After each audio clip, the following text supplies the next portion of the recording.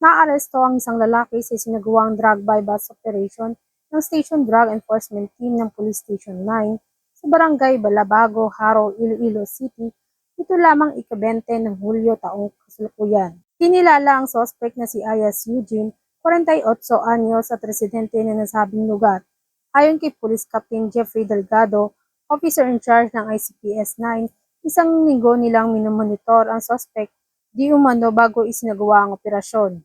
Aminado naman ang suspect na gumagamit siya ng iligal na droga at kumukuha siya ng supply kay alias Mark na nagmumula sa bayan ng Dumangas, Iloilo. Sayang na sa higit kumulang 15 gramo ang nakumpiska ang pinaghihinalaang shabu na may standard drug price na tinatayang 102,000 pesos. Dagdag pa, nakumpiska mula sa kanya ang 7 plastic sachet na pinaghihinalaang shabu, 3,000 piso, buy-bust money at iba pang mga non-drug items. Kasalukuyan sa kusidiya ng pulisya ang nasabing suspect at sasampahan ng kasong may paglabag sa Republic Act 1265 o Comprehensive Dangerous Drugs Act of 2002.